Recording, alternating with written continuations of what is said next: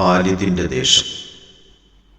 ഏകദേശം 2 നൂറ്റാണ്ടുകൾക്ക് മുമ്പ് ടിപ്പു സുൽത്താൻ രാജ്യം ഭരിച്ചിരുന്ന കാലം.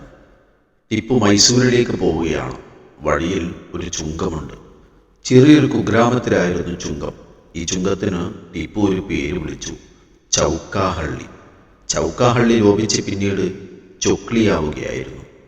തലശ്ശേരിയിൽ നിന്ന് 8 കിലോമീറ്റർ അകലെ ചൊക്ലി ഒട്ടേറെ മഹത്തുക്കൾക്ക് ജന്മം നൽകിയ ധന്യഭൂമിയാണ്. നൂറ്റാണ്ടുകൾ ഇസ്ലാമിക പാരമ്പര്യം വിളിച്ചോതുന്ന ഈ കൊച്ചു പ്രദേശത്ത് 25ഓളം പള്ളികൾ തലയുയർത്തി നിൽക്കുന്നു. പ്രബോധന ദൗത്യവുമായി അറേബ്യയിൽ നിന്നെത്തിയ സഹാബികളിൽ നിന്ന് ഇസ്ലാമിനെ പഠിക്കാൻ ഭാഗ്യം ലഭിച്ചവരാണ് ചൊക്ലിയിലെ പൂർവികർ. തലമുറകൾ കൈമാറി ഇസ്ലാമിനെ അവർ കാത്തു സൂക്ഷിച്ചു. അഹ്ലുസുന്നത്ത് വൽ ജമാഅത്തിന്റെ ആശയങ്ങൾ കൈവിടാതെ ആശയ തീവ്രത മുഖമുദ്രയാക്കി ചൊക്ലിക്കാർ ജീവിച്ചു. പണ്ഡിത ജ്യോതിസായ മർഹൂം ഖുത്ബി മുഹമ്മദ് മുസ്ലിയാർക്ക് അന്ത്യവിശ്രമത്തിനിടം നൽകാൻ ചൊക്ലിയിലെ മണ്ണിന് ഭാഗ്യമുണ്ടായി. കണ്ണോത്ത് പള്ളിക്കടുത്ത് ഇല്ലത്ത് ഭവനത്തിൽ പിറന്ന സുലൈമാൻ മുസ്ലിയാർ പ്രസിദ്ധ സൂഫി വര്യനായിരുന്നു. മർഹൂം ഖുത്ബിയുടെ സഹപാഠി. കോഴിക്കോട് പുതിയറ പള്ളി മുറ്റത്ത് അന്ത്യവിശ്രമം കൊള്ളുന്ന മഹാനവർഗർ ചൊക്ലിയുടെ മണ്ണും മനസ്സും പവിത്രമാക്കി. കണ്ണോത്ത് പള്ളിമുറ്റത്ത് മറവ് ചെയ്യപ്പെട്ട കളത്തിൽ മുഹമ്മദ് മുസ്ലിയാരും ഗ്രാമത്തിൽ മറപ്പെട്ട് കിടക്കുന്ന കാട്ടിൽ മൊഹീദ്ദീൻ കുട്ടി മുസ്ലിയാരും ആ പ്രദേശത്തിന് ആത്മീയ വെളിച്ചം കാട്ടിയവരാണ്. ശംസുൽ ഉലമ ഖുത്ബി മുഹമ്മദ് മുസ്ലിയാരുടെ മക്ബറ ചൊക്ലിയിലെ മാങ്ങാട്ട് മഹലിലാണ്.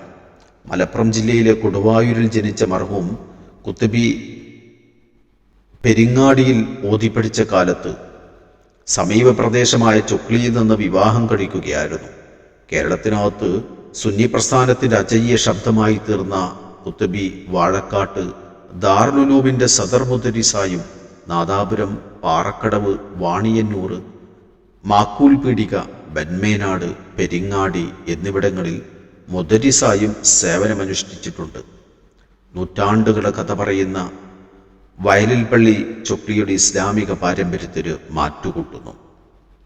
ധർമ്മിഷ്ഠനായ തയ്യുള്ളതിൽ മൂസിയുടെ സ്ഥലത്ത് അദ്ദേഹം എടവന മമ്മിയും ചേർന്നാണ് വയലിൽ പള്ളി നിർമ്മിച്ചതെന്ന് വന്യവയോധികനായ പൂവാക്കണ്ടി അബ്ദുള്ള പറയുന്നു.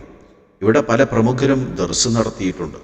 940കളുടെ തുടക്കത്തിൽ പള്ളിയെക്കുറിച്ച് ഒരു തർക്കമുണ്ടായി. കിബില നിർണയത്തിൽ തെറ്റുണ്ടെന്ന് ചിലർ പറഞ്ഞതാണ് തർക്കത്തിന് ഹേതു. അങ്ങനെ മാറ്റിപ്പണിയാൻ പള്ളി പൊളിച്ചു.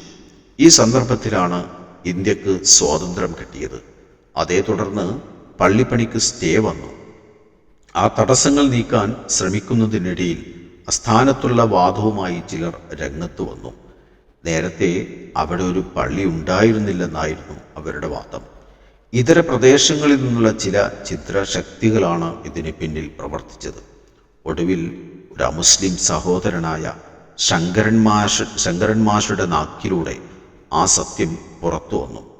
വർഷങ്ങൾക്ക് മുമ്പേ വയലിൽ പള്ളി നിലവിലുണ്ടായിരുന്നുവെന്നും ഇപ്പോൾ അത് പുനർനിർമ്മാണത്തിന് വേണ്ടി മുസ്ലിങ്ങൾ പൊളിച്ചതാണെന്നും അയാൾ കോടതിയെ ബോധിപ്പിച്ചതോടെ ആ തർക്കം തീർന്നു.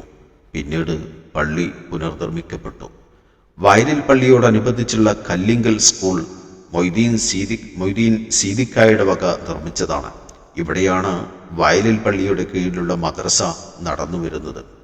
കളത്തിൽ മുസ്ലിയാർ പണിത കണ്ണോത്ത് പള്ളിയും ബയടക്കണ്ടി സൂപ്പിക്ക നിർമ്മിച്ച കാഞ്ഞിരത്തിൻകുഴിയിൽ പള്ളിയും ഖുത്ബി മുഹമ്മദ് മുസ്ലിയാർ പുനർനിർമ്മാണം ചെയ്ത മാങ്ങാട്ട് പള്ളിയും ബാലാരത്തെ മമ്മിക്ക സ്ഥാപിച്ച ചൊക്ലി ടൗൺ പള്ളിയും മുസ്ലിം ചൊക്ലിയുടെ പൗരാണികതയ്ക്ക് മകുടം ചാർത്തുന്നവയാണ്.